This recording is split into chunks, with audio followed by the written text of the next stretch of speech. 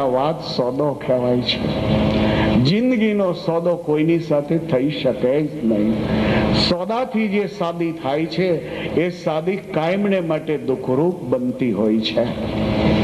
તો કોઈ પણ સોદાની સાથે શાદી ન થાવ, આ ભગવાન સીતારામજીની શાદીનો મિનિંગ છે. જનક મહારાજાએ એક નિર્ણય લીધો હતો કે ધનુષ ભંગ કરે એને હું સીતાજી, આ એક સોદો થયો. આ સોદો નહીં થવો જોઈએ. જનક મહારાજાની આ પ્રતિજ્ઞાથી જાનકીજીને ઘણું દુઃખ છે. તમે એક એક રામાયણની ચોપાઈઓ વાંચ્યો. માતાજીના મંદિરે જ્યારે જશે ત્યારે માતાજીના પગમાં માથું મૂકીને જાનકી રડી પડશે કે હું કોને કહીએ આ વાત. એક સમાજ વ્યવસ્થા એવી છે કે મા બાપની સામે ક્યારે પણ બોલી શકાતું નથી. મર્યાદાનો અર્થ એ ન થવો જોઈએ કે યુવાન દીકરા ને દીકરીઓના મોઢા સિવાય જાય, એનું નામ મર્યાદા ન કહેવાય. મર્યાદાનો અર્થ કોઈનું મોઢું સીવી લેવું એ મર્યાદા નથી. માણસને બોલવા દો. તમે એને તમે બોલવા નહીં દો ને તો પછી વિસ્ફોટ થાય.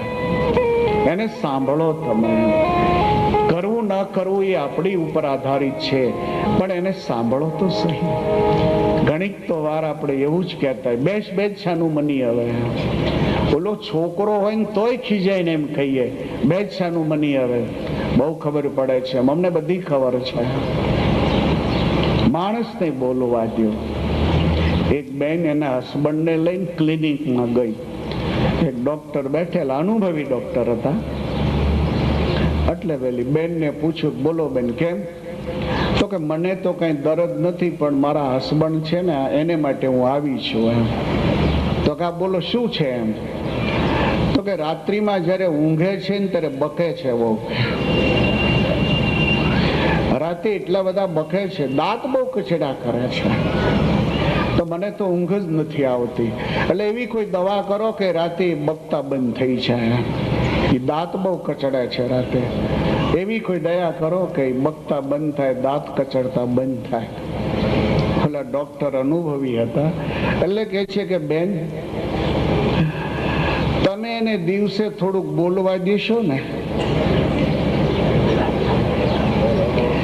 દિવસે એને તમે બોલવા દેતા નથી. તમે જ બોલ બોલ કરો છો ને. એને દિવસે થોડુંક બોલવા દો, રાતે પછી નહીં બકે. માણસને થોડુંક બોલવા દો, બોલવા દો.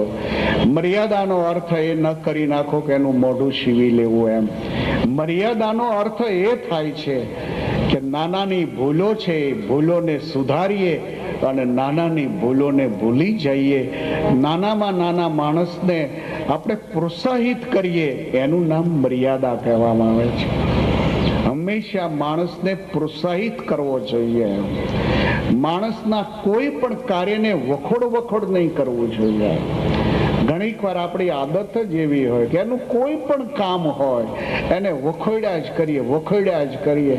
પછી ઓલો છોકરો ડાઉન થઈ જાય. એને એમ થાય કે હું ગમે એમ કરું ને તો બાપુજીને ગમતું જ નથી, મારે કઈ કરવું જ નથી. એને પ્રોત્સાહિત કરો. નાનું બચ્ચું હોય અને આપણે એમ કહીએ કે પેલી ચેર લઈ જાય. હવે ચેર તો વજનદાર હોય.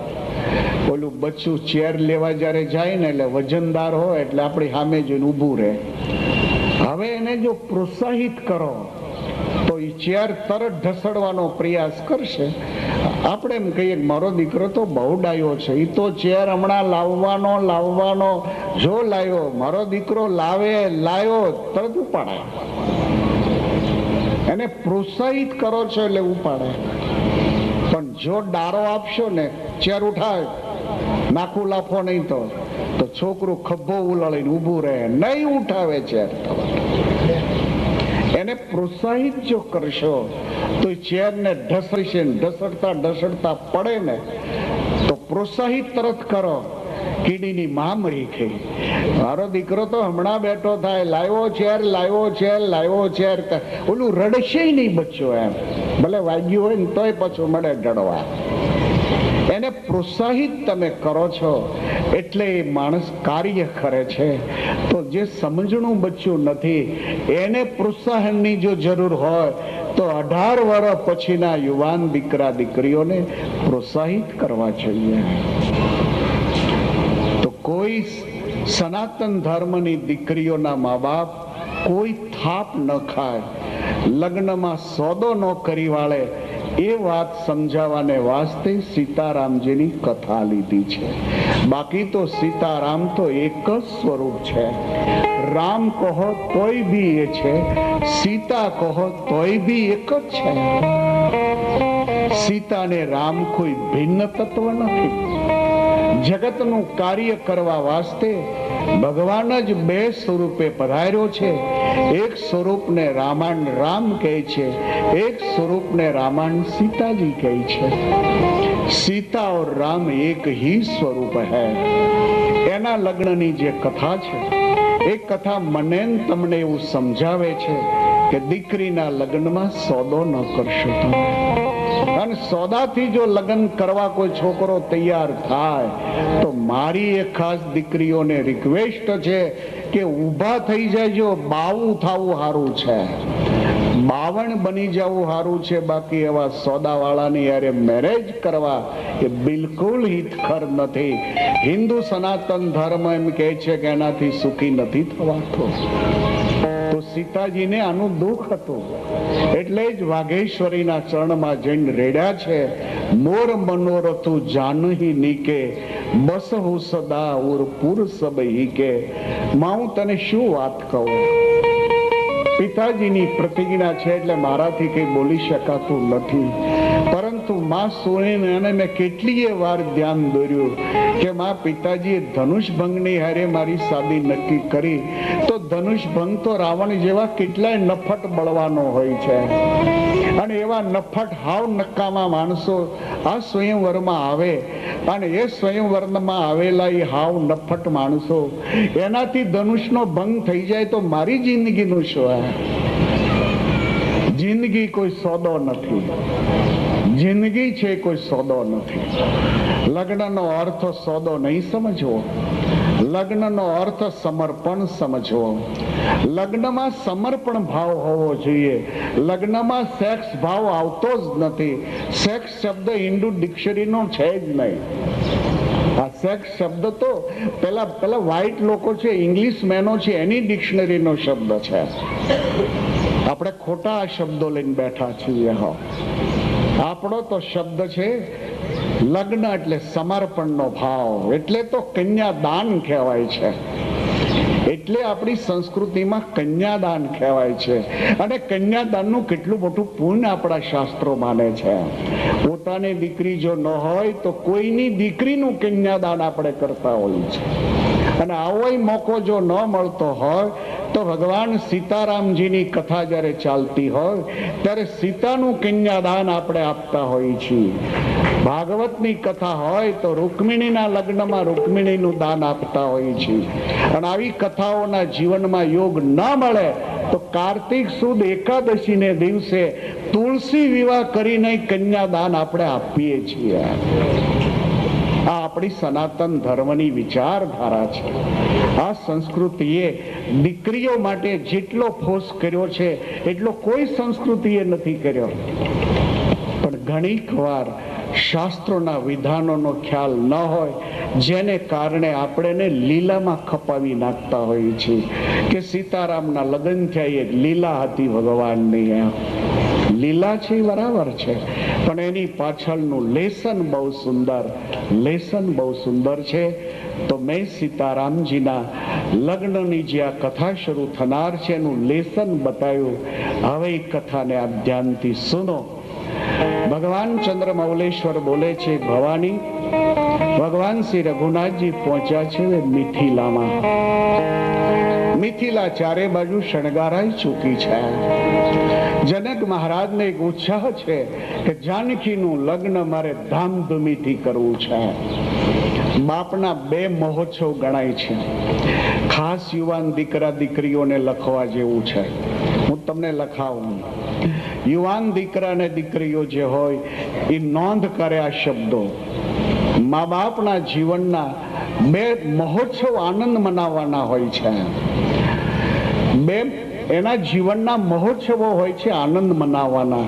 અને એ બે મહોત્સવમાં મા બાપને એટલો આનંદ હોય કે એ ટાઈમે એને તમે એમ કહો કે તને સ્વર્ગ આના બદલામાં આપી દઉં તો મા બાપ ના પાડી દે કે અમને આ અમારો મહોત્સવ મનાવવા દો, અમારે સ્વર્ગ નથી જોતો. એમ તો મા બાપના જીવનનો એક મહોત્સવ છે કે જ્યારે ઘરે દીકરો કે દીકરી એનો જન્મ થાય.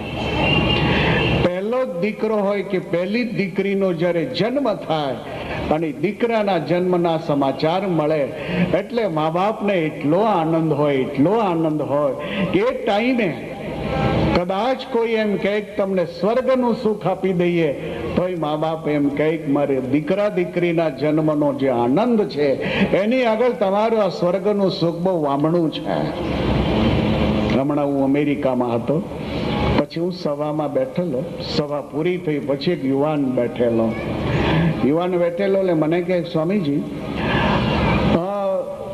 બ્રહ્માંડ સ્વામીનું નામ લાડુદાનજી હતું. મેં દુયા તો બ્રહ્માંડ સ્વામીનું માનું નામ શું? મેં દુ લાલુબા. અચ્છા, મને ખબર નહીં આ ક્યાં ગૂંચો છે. તો મને કહે કે એ લાડુદાનજી લાલુબાના પેટમાં જયારે પોષાતા હતા ત્યારે લાલુબાને કેવો આનંદ હતો. એટલે મને તરત લાઈટ થઈ. મેં તો તમારા વાઈફ પ્રેગ્નન્ટ છે? તો મને કે બસ સ્વામી મારે એ જ કહેવું હતું બસ મારે ઘરે બચ્ચાનો બોર્ન થનાર છે સ્વામી, બોર્ન થનાર છે. હું ડેડી થનાર છું. મને તમારું એડ્રેસ આપજો કે તમે જ્યાં હશો ને ત્યાં હું તમને ટેલિફોન કરીશ, હું સારી સેવા કરીશ.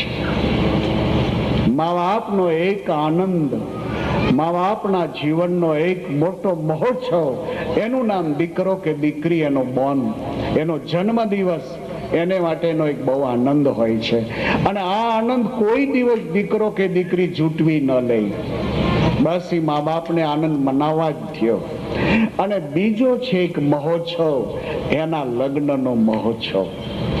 મા બાપના જીવનમાં દીકરો ને દીકરી એને પરણાવવાનો જે આનંદ હોય એ કોઈ જુદો જ આનંદ હોય છે. એ ઢોલ વાગતો હોય ને ત્યારે તો એના બટન ખોલે જ નહીં, ઉઘાડે તોડી જ નાખતો હોય. એ ઢોલની દાંડી પડે પછી બટન ખોલે નહીં, એ ઉઘાડે નહીં, એમનામાં જ ખોલી નાખતો હોય છે. ખીચા બે ઊંધા જ કરી નાખે. ઓલા ઢોલ વગાડનારાની માથે રૂપિયાની નોટો ઘુમાવ્યા જ કરતો હોય છે. એનો એક આનંદ છે. જન્મનો આનંદ તો દીકરા દીકરીઓ નથી લૂંટી શક્યા, પણ પરણાવાના આનંદમાં થોડી માથાકૂટ ક્યાંક થાય છે. બની શકે તો ધાર્યું તમારું જ તમે કરજો, પણ અંતે મા બાપને લગ્નનો મહોત્સવ મનાવવાનો તમે મોકો આપજો. ભલે સિવિલ મેરેજ કરો.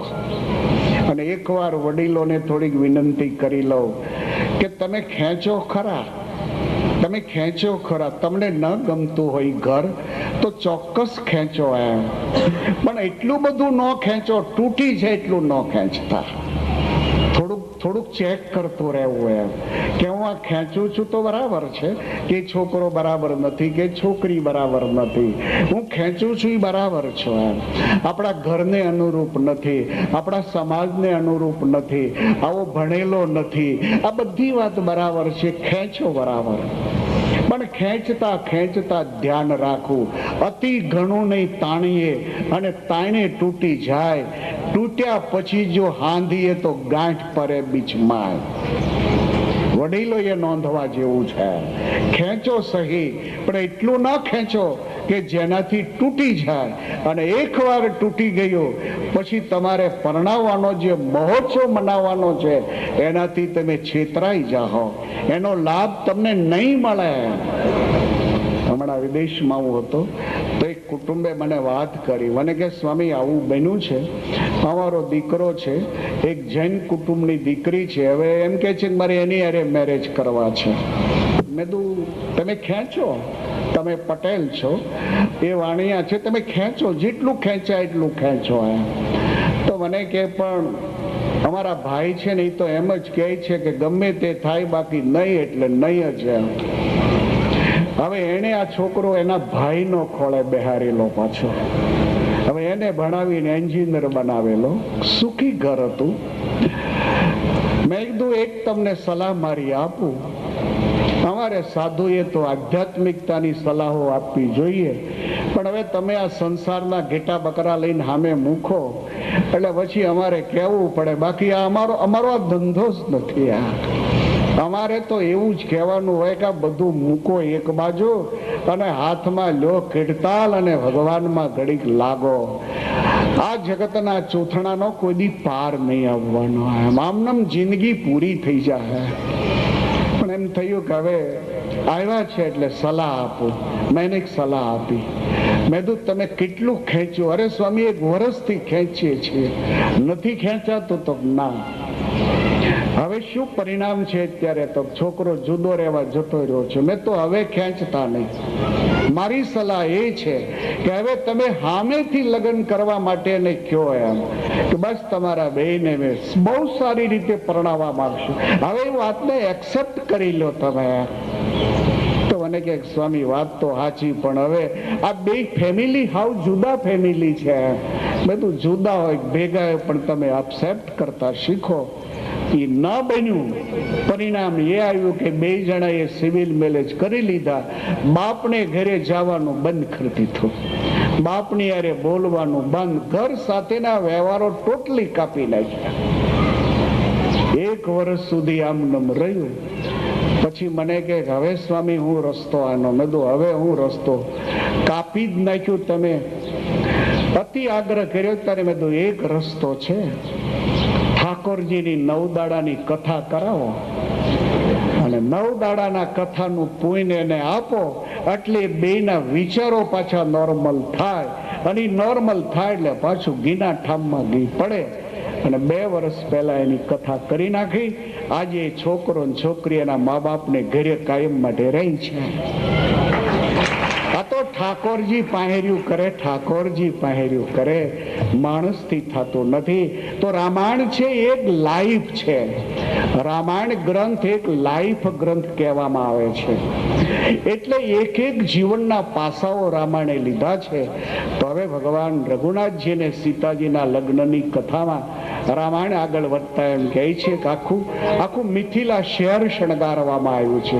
જનક મહારાજાને એક આનંદ છે, મારી દીકરીનું લગ્ન મારે ધામધૂમીથી કરવું છે. અને એમ કહેવાય છે કે બાપનો દાડો જિંદગીમાં વારંવાર નથી આવતો. પોતાનો બાપ જયારે ઓફ થઈ જાય એ ટાઈમે ગમે ત્યાં હોય છતાં પડી આખડીને એની શમશાન યાત્રામાં આવવું. અને ખરેખર સનાતન ધર્મના દીકરાઓ ગમે ત્યાં રહેતા હશે પણ એને સમાચાર મળે કે તારા બાપની તબિયત નરમ છે તો એ પડી આખડીને આવે છે. મેં ઘણા એવા યુવાનો જોયા છે કે રજા લેવા જાય તો એ બોસ એમ કે તને રજા નહીં મળે, તે રજા ભોગવી લીધી છે, અત્યારે નવું કામ મળ્યું છે, હમણાં રજા નહીં આપું. પેલો યુવાન એમ કે મારો બાપ બહુ બીમાર છે, હમણાં સમાચાર આવ્યા છે, એની તબિયત બહુ સિરિયસ છે, મારે જવું જ પડશે. તો એલો ઓનર એમ કે નહીં રજા તમને નહીં જ આપવામાં આવે એમ.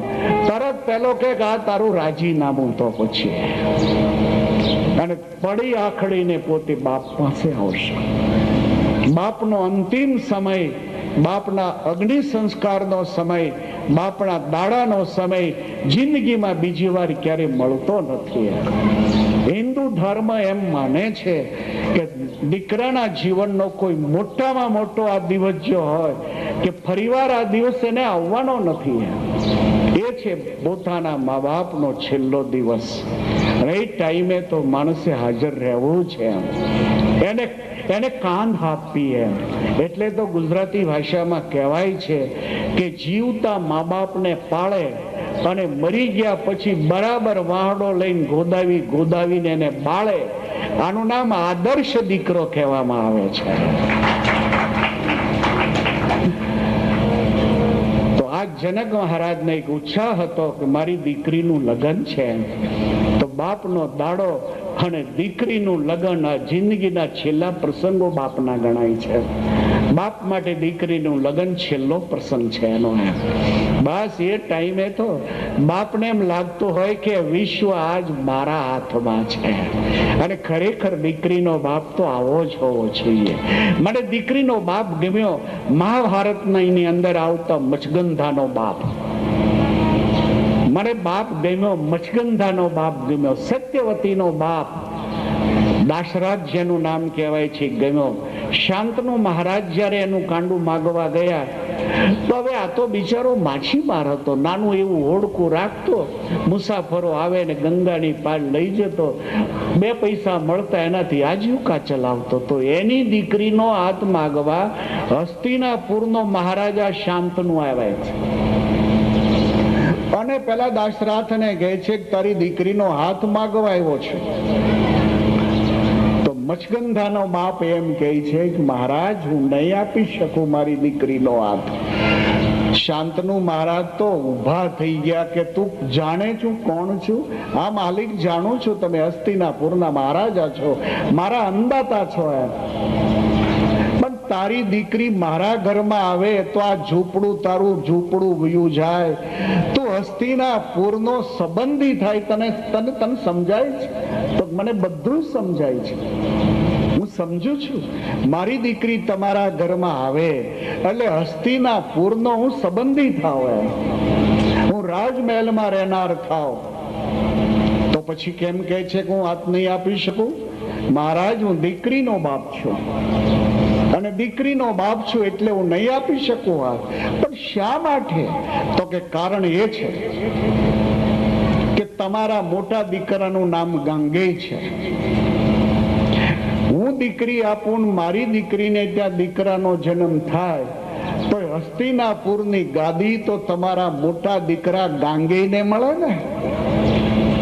મારી દીકરીના દીકરાને હોશિયાળું થઈને જીવવાનું ને, આ વાત મને મંજૂર નથી. દેખો આ દીકરીના બાપનો પાવર. એક ભગવાન એનો ભક્ત હોય એનો પાવર અને એક દીકરીના બાપનો પાવર સેમ હોવા જોઈએ. ભગવાનનો ભક્ત કોઈ દિવસ નમતું આપશે જ નહીં, એમ દીકરીનો બાપ પણ ખોટી રીતે નમતું ક્યારે આપશે જ નહીં. તો શાંતનુ મહારાજ વિલે મોઢે ગયા પાછા. આ વાતની ખબર ભીષ્મને પડી, એટલે દેવવ્રતને પડી કે પિતાજીની આ ઈચ્છા છે. તો પેલા ઢીમરને ત્યાં હસ્તિનાપુરનો યુવરાજ ગાંગેય આવે છે, જેને મહાભારત ભીષ્મ પિતામહ કહે છે. અને પેલી મચગંધા છે એના બાપને કહે છે કે એક કામ માટે આવ્યો છું. તો બોલો. તો કે તારી દીકરીનો હાથ છે એ મારા બાપના હાથમાં આપ. પેલા કહે છે કે આ વાત થઈ ચૂકી છે, મહારાજા અહીંયા પધાર્યા જ હતા, મેં મના કરી છે કે હું નહીં આપી શકું. કેમ? તો કે એટલે ના આપી શકું કે હસ્તિનાપુરની ગાદીના વારસદાર તમે થાવ. મારી દીકરીનો દીકરો હોશિયાળો થાય એ મને મંજૂર નથી. ત્યારે ગાંગેયે પ્રતિજ્ઞા કરી કે હસ્તિનાપુરની ગાદી પર હવે હું બેસું તો હું ગંગાનો દીકરો નહીં. મારે માટે હસ્તિનાપુરની ગાદી કાયમ માટે તાજ્ય હશે. હસ્તિનાપુરની ગાદી ઉપર આ જાતને અભિષેક નહીં કરાવું. હું સૂર્ય અને ચંદ્રની સાક્ષીએ શપથ લઉં છું. હવે તો વાત મંજૂર છે ને? પેલો હજી કહે છે કે નહીં મને વાત મંજૂર નથી. તો હવે શું તકલીફ છે? હવે તો તારી દીકરીનો દીકરો એટલે જે મારો ભાઈ થાય એ જ ગાદી પર બેસશે ને. તો કે હજી વાત મને મંજૂર નથી. તમે કદાચ ગાદી છોડી દો છો પણ તમારા દીકરા પાછા હકદાર થાય તો તમારા દીકરા માથાકૂટ ઊભી કરે કે આ ગાદી તો પરંપરામાં અમારી આવે છે. ફરી ગાંગેયે હાથમાં પાણી લીધો અને કહે છે કે હવે દાશરાજ સાંભળી લ્યો, જ્યાં સુધી આકાશમાં સૂર્ય ને ચંદ્ર તપે છે ત્યાં સુધી લેડીઝની સામે હું નહીં જોઉં તો મેરેજની વાત જ ક્યાં રહી મારે માટે? હવે મારા લગ્ન થશે તો દીકરો થશે ને મને. આ બે પ્રતિજ્ઞા જયારે ગાંગેયે કરી છે ત્યારે પેલા દાસરાજે સત્યવતીનો હાથ શાંતનુ મહારાજના હાથમાં આપ્યો છે. આનું નામ દીકરીનો બાપ કહેવાય.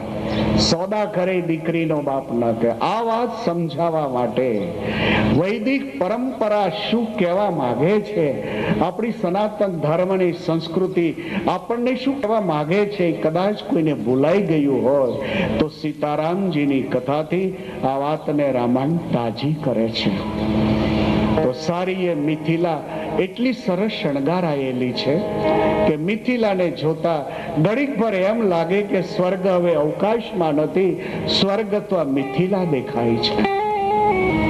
ભગવાન સીતારામજી હવે ત્યાં પધાર્યા છે. જનક મહારાજાને સમાચાર મળ્યા કે વિશ્વામિત્રજી પ્રભુ પધાર્યા છે.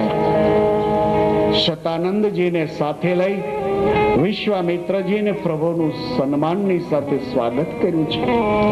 ગામની વાર એક સરસ ગાર્ડન હતો, એક આંબાવાડીઓ હતો, એમાં સરસ વ્યવસ્થા જનક મહારાજે કરી છે.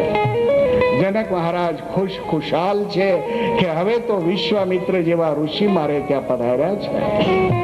મારે ત્યાં સારા એ જંગલમાં રહેનારા ઋષિઓ સાનકીના સ્વયંવરમાં એકત્રિત થવાના છે. જનક મહારાજાની મિથિલા એટલે ભારતીય સંસ્કૃતિના જે સંતો છે એનું મોસાળ કહેવાતું હોય. મિથિલામાં ભારતના હર ઋષિઓ આવતા.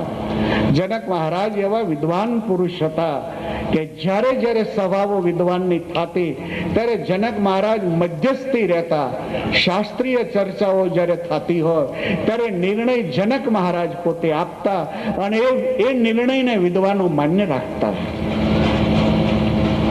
અદભુત છે જનક. જનક તો ખાલી એની સરનેમ છે. જનક આ વંશની સરનેમ છે. જેમ રઘુ, ત્યાર પછી બધાય રઘુવંશી રાઘવ જ કહેવાય. રાઘવ છે એ સરનેમ છે એની. એમ જનક મહારાજ થયા પછી આ વંશમાં જે જે રજવાડાઓ થયા એ બધા જનક સરનેમથી સંબોધાતા હતા. જનકના બાપનું નામ છે રસ્વરામા અને રસ્વરામાને 2 દીકરા હતા. મોટાનું નામ જનક હતું, નાનાનું નામ કુશધ્વજ હતું. તો રસ્વરામાએ આ બંને દીકરાઓને રાજના 2 ભાગ કરી આપેલા. જે રાજ્યને જનક મહારાજા સંભાળતા હતા એનું નામ મિથિલા કહેવાતું હતું. આજ મિથિલાને એટલી સરસ શણગારેલી હતી. જનક મહારાજા વિશ્વામિત્ર અને ભગવાન શ્રી રઘુનાથજીની ઝાંખી કરતા ધન્ય ધન્ય બની ગયા છે. આખી મિથિલાને સમાચાર પહોંચી ગયા છે કે આવતીકાલે તો જાનકીનો સ્વયંવર જે થનાર છે એમાં ઘણાય રજવાડાઓ આવ્યા છે, પણ અયોધ્યાના રાજકુમાર દશરથ નંદન શ્રી રઘુનાથજી પધાર્યા છે. મિથિલાની પ્રજાને એમ લાગતું હતું કે અમે ઘણીક વાર ઋષિઓ પાસેથી સાંભળ્યું છે કે દશરથ નંદન રામ તો સ્વયં ભગવાન છે. અમે ઘણીક વાર સંતોને મોઢે એવું સાંભળ્યું હતું કે કૌશલ્યા નંદન રઘુપતિ રાઘવ એ તો સ્વયં મર્યાદા પુરુષોત્તમ નારાયણ છે. અમે ઘણીક વાર એવું વિચારતા હતા કે ઋષિઓને જેનું દર્શન નથી થતું એ રાઘવનું દર્શન અમને ક્યારે થશે. પણ લાગે છે કે અમારે ત્યાં સીતાનું પ્રાગટ્ય થયું છે. અમારી મિથિલામાં સીતાનો સ્વયંવર થનાર છે એટલે રામ અવશ્ય મિથિલા આવશે જ. અમને રઘુનાથજીનું આવતીકાલે દર્શન થશે. સારી મિથિલા આનંદ વિભોર બનેલી છે. રાત્રિનો સમય પૂરો થયો. સવારનો સમય જ્યારે થાય છે ત્યારે લખન કહે છે, બાપજી પૂજા માટે હું ફૂલા લઈ આવું? બોલે છે, પણ લખન તું ફૂલા ક્યાંથી લાવીશ બેટા? આપણે અહીંયા આવતા હતા ને બાપજી તો બહુ સરસ ગાર્ડન હતો. આપની જો આજ્ઞા હોય તો એ ગાર્ડન માંથી હું ફૂલા ચૂંટી આવું. રજા આપી છે કે લખન પણ વહેલા વહેલો આવજે. તો પ્રભુ બી સાથે આવે છે. ઓહો, તમે બંને જ આવજો ફૂલા લેવા. તો ગયા ભગવાન રામ અને લખન ગુરુની પૂજામાં જે ફૂલા જોઈએ છે ફૂલા લેવા માટે હવે વધ્યા છે આગળ અને જાનકીના ગાર્ડનમાં જ પ્રવેશ કરે છે. પ્રભુને ખ્યાલ નથી આ સીતાજીનો ગાર્ડન છે. આ બાજુ ભગવાન શ્રી રઘુનાથજી ગાર્ડનમાં પ્રવેશ કરે. સરસ અનેક પ્રકારના ગુલાબના ફૂલ ખીલેલા છે. રેડ ભાગના ગુલાબના ક્યારા, કોઈ પિંક કલરના ગુલાબના ક્યારા, કોઈ યલો કલર ગુલાબના ક્યારા ફૂલને જોઈને ભગવાન લખનને બતાવે કે લખન આ ફૂલ તો જો કેટલું ફાઇન ફૂલ છે. વળી ભગવાન એ ફૂલને છોડીને બીજા ફૂલને પકડીને કહે લખન આ ફૂલ કેટલું સુંદર છે. એ સમયમાં સીતાજી પોતે નાઈ ધોઈને તૈયાર થયા છે ત્યારે સુનૈનાજી એમ કહે છે કે બેટા આજ તો હવે હમણાં જ લગ્નને માંડવે જવાનું છે, તો માતાજીની પૂજા પહેલા કરી અને વહેલા વહેલા તમે ઘરે આવો. બેનપણી અને સખીઓ તૈયાર થઈ ચૂકી છે. સીતાજીને લઈ જવા છે ભવાનીના મંદિરે પૂજા કરવા માટે. સખીઓ સીતાજીની સાથે ધીરે ધીરે ભવાનીના મંદિરે જ્યારે જાય છે ત્યારે ગોસ્વામી તુલસીદાસજી એમ કહે છે કે આજે સખીઓને એ વાતનો આનંદ છે કે આજ અમારી બેનપણી સીતા, આજ અમારી સખી સીતા એના મેરેજ થવાના છે. એક વાતનું દુઃખ એ થાય છે કે અમારી બેનપણી, અમારી બેન સીતાનું મેરેજ થશે તો કાલે તો પાછી એ સાસરીએ જશે. એક વાતનું દુઃખ છે, એક વાતનો આનંદ છે. પણ સખીઓની સાથે સંગ સખી સિય સુબદસયાની ગાવહી ગીત મનોહર બાની. સંગ સખી સિય સુબદસયાની ગાવહી ગીત મનોહર બાની.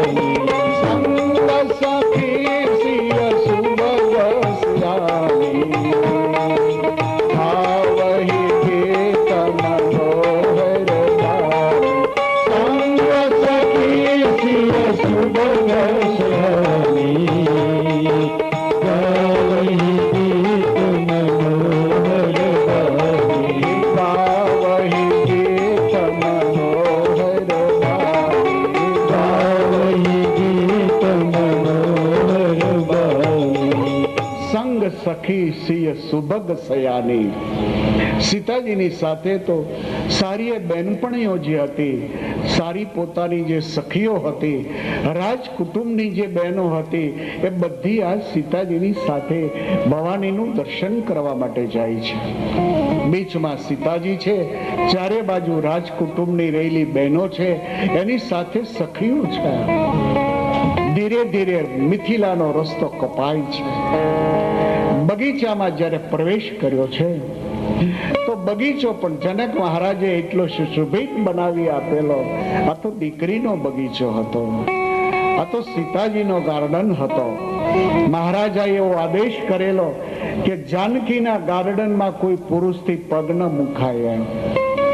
ગાર્ડનના નાના નાના પ્લાન્ટોને ઉછેરવા માટે માળી જે હોય એની જે પત્નીઓ માલણીઓ એ એનો કંટ્રોલ કરતી હતી. અને આ ગાર્ડનની બીચમાં ભવાનીનું સરસ મંદિર બાંધી આપેલું હતું કે મારી દીકરી કાયમ અહીંયા આવશે, વાઘેશ્વરીની પૂજા કરશે. રામાયણમાં આવતી આ કથા એવું ધ્યાન દોરે છે કે હર કોઈ વ્યક્તિ ભગવાન અને વાઘેશ્વરી આ બેની કૃપાને હંમેશા ઈચ્છે. આપણે ક્યાંક મીઠો ઝઘડો હાલ્યા કરે છે. ઘણા લોકો એવું માને છે માતાજી મહાન છે, તો ઘણા લોકો એવું માને છે ભગવાન મહાન છે. હવે કોણ મહાન હશે તો કેનારાને ખબર હશે.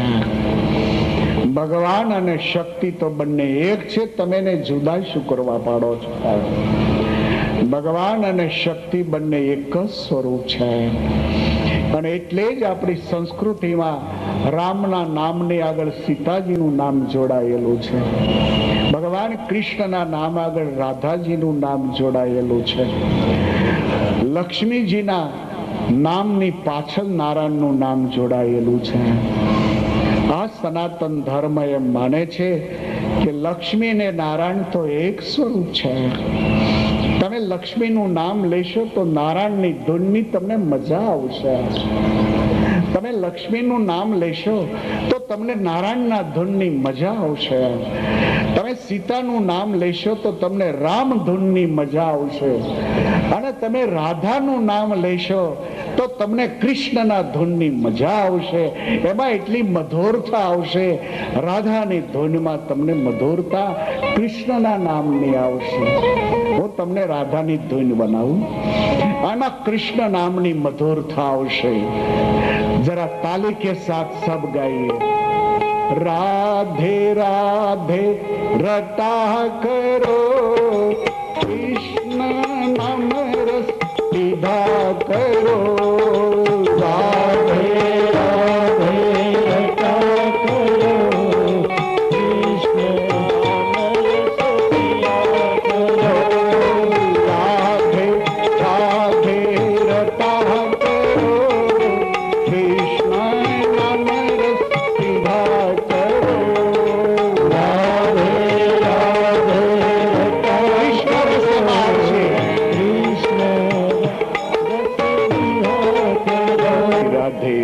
કરો, કૃષ્ણ નામ રસ પીધા કરો.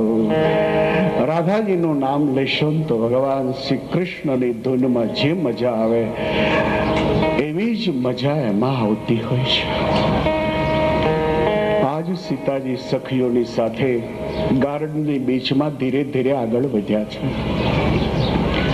બરોબર મધ્ય ભાગમાં ભવાનીની કાયમ સીતાજી પૂજા કરી શકે એટલે જનક મહારાજાએ સરસ ભવાનીનું મંદિર ત્યાં બંધાવેલું હતું. આ ભવાનીના મંદિરમાં કાયમ સીતાજી પૂજા માટે આવતા હતા. ચારે બાજુ સરસ ગાર્ડન છે, સરસ તળાવ બનાવવામાં આવેલું છે જેના કિનારા પર કમળો ખીલી ઉઠેલા છે. મધ્ય ભાગ સરોહ સુહાવા, માલી સોપાન વિચિત્ર બનાવા. મધ્ય ભાગ સરોહ સુહાવા, માલી સોપાન વિચિત્ર બનાવા. મધ્ય ભાગ સરોહ સુહાવા, માલી સોપાન વિચિત્ર બનાવા. મધ્ય ભાગ સરોહ સુહાવા,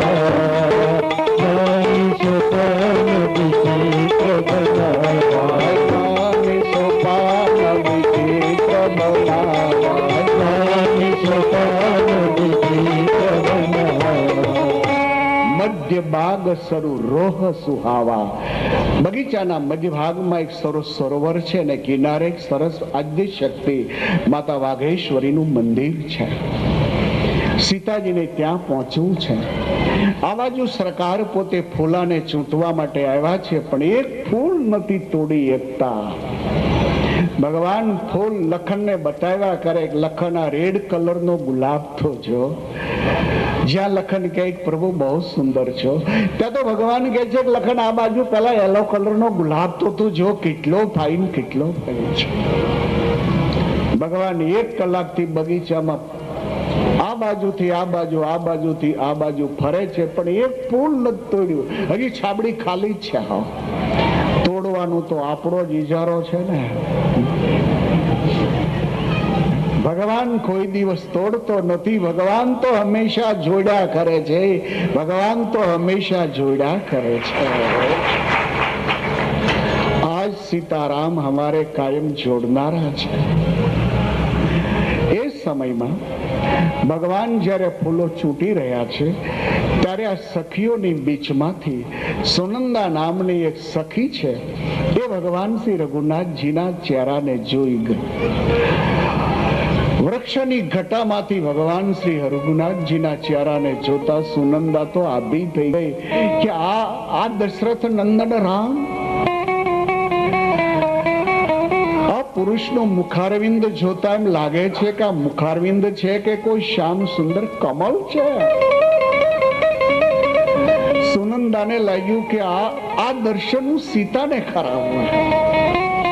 सफाली सुनंदा सखियों बीच में जहाँ सीताजी भवानी ना मंदिर की ओर जा रही है, वहां जाकर बोल दिया कि सीता, तो સુનંદાને લાગ થઈ કે કદાચ હું વાત ઓપન કરું કે દશરથ નંદન રામની ઝાંખી કરી હોય તો આવ્યું તું મારી સાથે તો બધી સખીઓ આવશે. એક સીતાને લઈ જાઓ. नजीक आवीने कहे छे सीते देख श्याम ब्रह्मर की पंक्ति कितनी सुंदर है. सीता आइए तो सही, ये श्याम ब्रह्मर की जो पंक्ति है उसका गुंजारो तो जरा सुनिए, कितना मधुर है गुंजारो.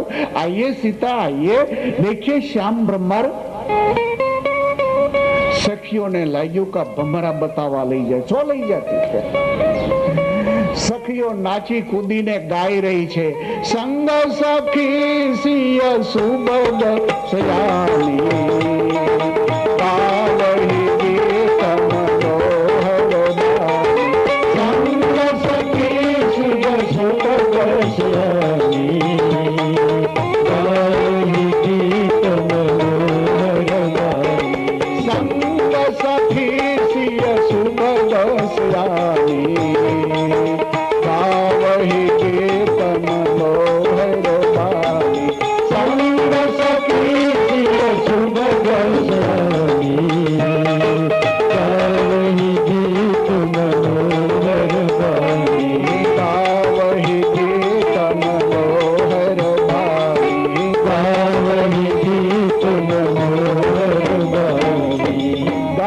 गीत मनोहर बानी. सखियों तो नाची कूदी रही छे. सखियों ने लाग्યું કે આ ભમર બતાવા લઈ જાય છે. છો લઈ જાતી. સુનંદા સીતાજીને વૃક્ષની ગટામાં લઈ જઈને કહે છે સીતે દેખીએ હે શ્યામ સુંદર મુખારવિંદ. અને સીતાજી જ્યાં અધર જોવે તો ભગવાન રઘુનાથજીને ફૂલ ચૂંટવું છે. એ ચૂંટતા ચૂંટતા એને પણ સામે જોયું. સીતાજીની આંખ ભગવાનની સામે લાગી, ભગવાનની આંખ સીતાજીની સામે લાગી. અને ગોસ્વામી તુલસીદાસજી એમ કહે છે કે અમારે રઘુનાથજીના હૃદયમાં સીતાજીની છબી હતી એનો ફોટો પડી ગયો, અને સીતાજીના હૃદયમાં અમારે સરકારનો ફોટો પડી ગયો. जानकी जी आंख बंद कर दी थी. सुनंदा गए छे सीते आंख केम बंद कर दी थी? दर्शन करवा लायक स्वरूप छे, दर्शन करवा जेवू मुखारविंद छे, कितना सुंदर स्वरूप है. दोनों नयन क्यों मूंद लिया सीते? सीताजी बहुत सरस जवाब आप्यो. सीताजी बोले छे सुनंदा હવે હું આંખ નહીં ઉગાડવાની. કામ તો કે જે આંખ થી એ સ્વરૂપ અંદર આવ્યું છે, હવે જો આંખ ઉઘાડી રાખું તો સ્વરૂપ દરવાજામાંથી બહાર નીકળી જાય પાછો, એટલે ગેટ બંધ કરી દીધા છે. आज भगवान रघुनाथ जी ना हृदय में सीता जी का स्वरूप और हमारे माता जी के हृदय में प्रभु का श्याम सुंदर स्वरूप, दोनों एक ही स्वरूप है, एक ही स्वरूप है. माता जी और भगवान दोनों एक स्वरूप छे, एक स्वरूप छे. इसलिए भगवान ने माननारी जो व्यक्ति हो ये व्यक्ति ये माता जी ने अवश्य वंदना करवी. તમે બરોડાથી આગળ જશો પાદરા રોડ ઉપર તમે સાધી જશો ને તો રસ્તામાં રણુ કરીને ગામ આવે છે. ત્યાં બહુ સરસ મંદિર છે. દર વર્ષે ત્યાં માતાજીનો મેળો થાય છે. શિખરબંધ મંદિર નવું થઈ રહ્યું છે. ભગવાન સ્વામિનારાયણ જ્યારે જતા હતા સાધી તરફ, બરોબર પોષ મહિનાની ઠંડી હતી, સાથે સંતોને કાઠી દરબારો ઘણા હતા. ઠંડીને કારણે પરમાત્માએ એક સરસ ગોદડી ઓઢેલી હતી. સાધીનો રસ્તો બરોબર આ માતાજીના મંદિરની બાજુમાંથી પસાર થાય છે. તો ભગવાન સહજાન સ્વામી કહે છે કહો હા તો માતાજીનું મંદિર છે, ચાલો દર્શન કરતા જઈએ. સંતોની સાથે ભગવાન મંદિરમાં જ્યાં પ્રવેશે, ઇતિહાસ એમ કહે છે કે વાઘેશ્વરીનું સ્વરૂપ જે ત્યાં બિરાજતું હતું એ આરસનું સ્વરૂપ હતું, પણ એ આરસનું સ્વરૂપ ચેન્જ થઈ ગયું અને અષ્ટભુજાવાળી વાઘેશ્વરી સિંહાસન ઉપરથી નીચે ઉતરી અને ભગવાન સ્વામિનારાયણ મહાપ્રભુને લેવા માટે ગેટ સુધી આવે છે. गेट पास आवीने कहे छे प्रभु आज मैं धन्य धन्य हो गई, आइए पधारिए. ભગવાન સ્વામિનારાયણનો હાથ માતાજીએ ઝાલ્યો છે. બંને ચાલતા ચાલતા સિંહાસન સુધી આવ્યા છે. સિંહાસનની ઉપર ભગવાન સ્વામિનારાયણ અને વાઘેશ્વરી બે બિરાજમાન થયા. તો ભગવાન સ્વામિનારાયણ સામે રહેલા સંતો અને ભક્તોને એમ કહે છે કે તમને આ જોડું કેવું દેખાય છે?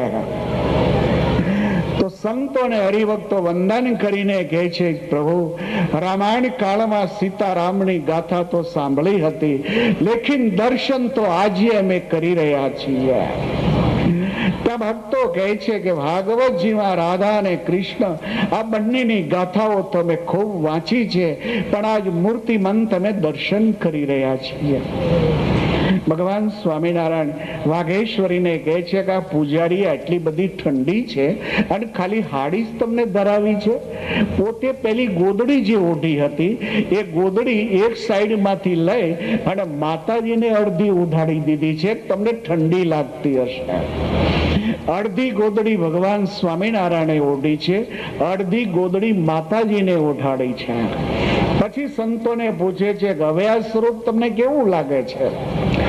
ત્યારે સંતોને ભક્તો એમ કહે છે, પ્રભુ, સતયુગના સમયમાં સમુદ્ર મંથન જ્યારે કરવામાં આવ્યું હતું અને એ ટાઈમે અમૃત જ્યારે નીકળ્યું નથી, ત્યારે સ્વયં નારાયણ અજીત નામ ધારણ કરીને આ લોકમાં પધાર્યા હતા.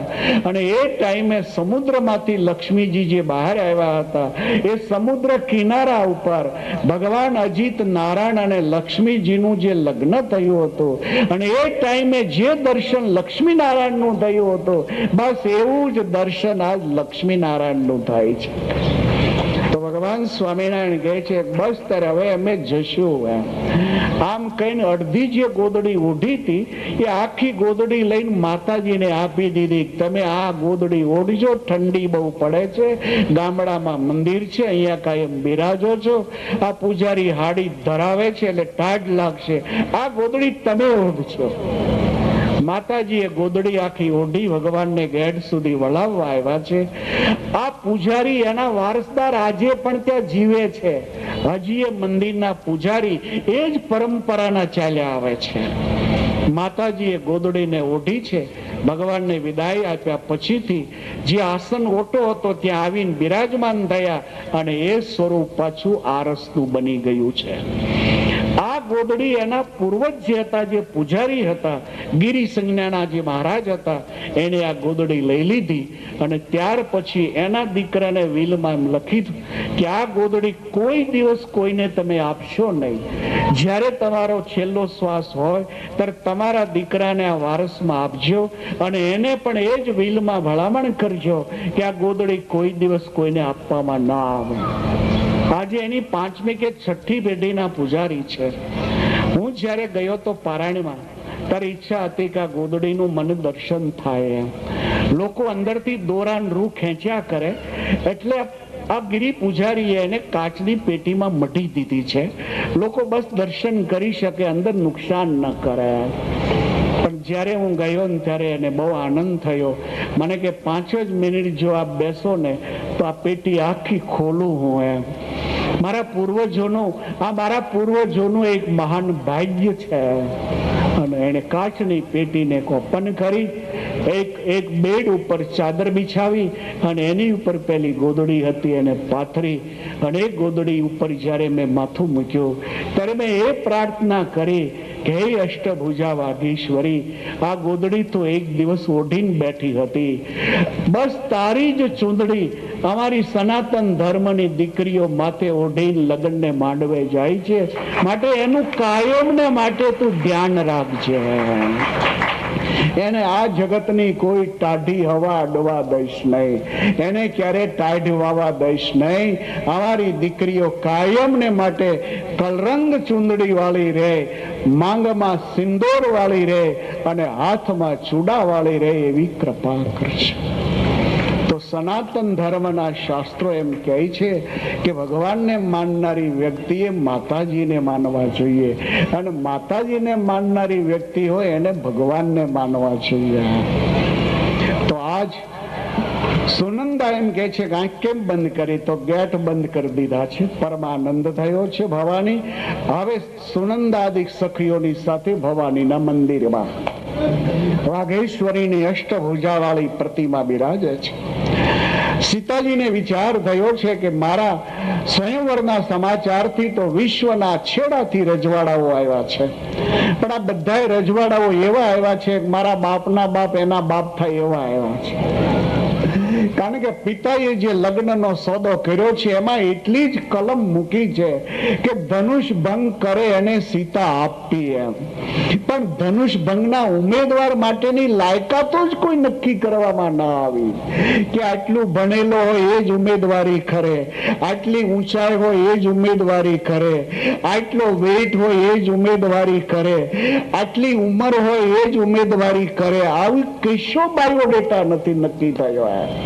બસ ખાલી એટલો સોદો થયો કે ધનુષ ભંગ કરે અને હું સીતા આપીશ. આ વાત જાનકીજીને નથી ગમતી, પણ કોઈ રસ્તો નહોતો એનો. તો સીતાએ વિચાર્યું હતું કે સખીઓ સાથે હશે ને તો વાઘેશ્વરીને રજૂ કરવામાં મને મજા નહીં આવે. બેનપણીઓને કહે છે તમે ગેટની બહાર ઉભી રહો, હમણાં જો માતાજીની પૂજા કરીને આવું છું. અને અમારી વાઘેશ્વરીની પૂજા કરવા માટે સીતાજી જ્યારે ગયા છે, અષ્ટભુજા વાળીના કપાળમાં તિલક, કંકુનું તિલક કર્યું છે, ચંદનની અર્ચા કરી છે, ચરણમાં ગળામાં પુષ્પની માળા પહેરાવી છે, પછી નૈવેદ્ય ધરાવ્યું છે, અને નૈવેદ્ય ધરાવીને પછી માતાજીના પગમાં પાલવનો છેડો પાથર્યો અને એની ઉપર માથું મૂક્યું. માથું મૂકતા મૂકતા આંખમાંથી આંસુની ધાર થઈ ગઈ. મોરા મનોરથ જાનહિની કે મસહુ સદાઉર પુરસ બહી કે મોરા મનોરથ જાનહિની કે મસહુ સદાઉર પુરસ બહી કે મોરા મનોરથ જાનહિની કે મસહુ સદાઉર પુરસ બહી કે મોર મનોરથ જાનહિની કે મસહુ સદાઉર પુરસ બહી કે મસહુ સદાઉર પુરસ બહી કે મસહુ સદાઉર પુરસ બહી. મોર મનોરથ જાનહી નીકે બસહુ સદા ઉર પુર સબહી કે. જે જાણતા ન હોય એને આગળ મારે કહેવાનું હોય, પરંતુ માં તો આખી મિથિલાની પ્રજાના હૃદયમાં વસે છે, તો પછી મારા હૃદયમાં બી વસે છે. મારી સુનૈના માં તો એવું જ કહેતી કે દીકરી તારે તો બે માં છે, એક તો હું તારી સુનૈના નામે માં છું અને એક મંદિરમાં વિરાજતી વાઘેશ્વરી તારી માં છે. સુનૈના માને તો હું કહી શકતી નથી, કારણ કે એ બિચારી શું કરી શકે એમ છે. પણ તો આઠ ભુજા વાળીને આજ વિનંતી કરું છું કે મારો હાથ ભગવાન રઘુનાથજીના હાથમાં હાથ જાઓ. પિતાજીની પ્રતિજ્ઞા છે, ધનુષ ભંગ કરે એને હું જાનકી આપું. મને ખ્યાલ છે, અમે દાસીઓ પાસેથી જાણ્યું છે કે વિશ્વના તાકાતવાન રજવાડાઓ આવ્યા છે. માં કોઈ 10 માથા વાળા, કોઈ 500 માથા વાળા, આવા બધા આવ્યા છે. મારે તો મારો રામ જોઈએ છીએ. અને રામાયણ એમ કહે છે, સીતાજીની આંખના આંસુ જ્યાં પગ ઉપર પડે તો વાઘેશ્વરી મૂર્તિમાંથી બહાર આવી છે. સીતાજીનો મસ્તક ગોદમાં લઈને બે હાથ માથે મૂક્યા છે. બેટા, આ તારું મનુષ્ય શરીર છે ને, એટલે તને યાદ નથી કે હું સ્વયં લક્ષ્મીજી છું. બેટા, તું તો સ્વયં નારાયણનું એક સ્વરૂપ નારાયણી છો. તું તો જ્યાં મારા આશીર્વાદ છે, ભગવાન રઘુનાથજીના હાથમાં તારો હાથ જશે. ત્યારથી આપણી સંસ્કૃતિમાં માતાજીની ચૂંદડી દીકરીઓ માથે ઓઢીને જાય છે. આશીષ મળતા સીતાજી બોલે છે કે માં, તમે ખૂબ દયા કરી મારી ઉપર, પણ મારો હાથ રઘુનાથજીના હાથમાં કેમ જશે? કારણ કે ધનુષ ભંગ કરે એને જ પિતાજી મારું કન્યાદાન કરી શકે એમ છે. તો પછી મારા પિતાજીની આબરૂને કંઈક લાંછન લાગે એ મને બિલકુલ નહીં પોષણ થાય. સનાતન ધર્મની દીકરીઓને પોતાના મા બાપ માટે નીચું જોવાનું જો બને તો એ કોઈ દિવસ પોષણ નહીં થવાનું. એને બધું પોષણ થશે. પોતાના મા બાપને નીચું જોવું પડે એ પોષણ જ નથી. અને इसलिए હું દરેક યુવાન મિત્રોને એક વાત કરું છું, આપ લખી લો કે બની શકે ત્યાં સુધી ગમે એટલા તમે ગુસ્સામાં આવી જાઓ તોય પણ વાઈફના મા બાપ સુધી ક્યારે ગાળ બાંધવામાં નહીં પહોંચવું. ગમે એટલા ગુસ્સામાં આપણે આવી જઈએ તો એના મા બાપ સુધી શબ્દો ભાંગલા નહીં બોલવા. બસ તારા બાપમાં મીઠું નહોતું, તારી મામા નહોતું, તારામાં એ જે હોત તે ત્યાંથી અટકી જ જાઓ. આગળ જવામાં જોખમ છે, જોખમ છે, એ બધું સહન કરી શકશે. બાકી મા બાપના ભાંગલા શબ્દો કોઈ કાળે સહન નહીં કરી શકે. અને દરેક દીકરીઓને પણ એક વિનંતી હારોહાર કરી લો કે તમને પણ ગુસ્સો જ્યારે આવે ત્યારે હસબન્ડને તમે કદાચ ભાંડતા હો તો મા બાપ સુધી તમે બી ક્યારે નહીં પહોંચતા. નહીં તો એ વાત સહન થનાર નથી. સનાતન ધર્મ એમ માને છે કે આ સંસ્કૃતિના દીકરા અને દીકરીઓ ભગવાનના બે સ્વરૂપોને માની રહ્યા છે. એક મંદિરમાં બિરાજતું ભગવાનનું સ્વરૂપ અને એક પોતાના મા બાપનું સ્વરૂપ. મા બાપને આ સંસ્કૃતિ ભગવાન તરીકે માને છે. માતૃ દેવો ભવ, પિતૃ દેવો ભવ. આ સંસ્કૃતિ મા બાપને ભગવાન માને છે. ભગવાન સ્વામિનારાયણ કહેતા કે જે યુવાન દીકરા અને દીકરીઓને મા બાપ ન ગમતા હોય આવા મંદિરોના પગથિયા લોકોએ ચડવા જ નહીં. આવા માણસો મને નથી ગમતા દર્શન કરવા આવે છે. તો આજ સીતાજી એમ કે છે મારા પિતાજીને માટે શું થાય. વાઘેશ્વરી કહે છે તું ચિંતા નહીં કર. પણ કઈ રીતે રઘુનાથજીના હાથમાં મારો હાથ જાય? અચ્છા શું ને, ધનુષ જયારે સભામાં આવશે ને ત્યારે હું આવી અને ધનુષની ઉપર બિરાજમાન થઈ જાય. પછી 500 માથા વાળો ઉભો થાય ને તો ભલે, અને 500 જણા ભેગા ઉભા થઈને તાકાત કરે તો ભલે, ધનુષની દોરી નહીં હિંચકે તો ફિર ક્યાં તુજે ચિંતા હે કે. સીતાજી ખુશ થઈ ગયા. ત્યાં તો સખીએ એક સોનાના ખૂમચામાં 5 દિવેટો પ્રગટાવી છે. અને હવે સીતાજી વાઘેશ્વરીની છેલ્લી આરતી કરી રહી છે, જેને આવડે જરા સાથ મેં ગાઈએ. જય આજ્ઞા શક્તિ માં જય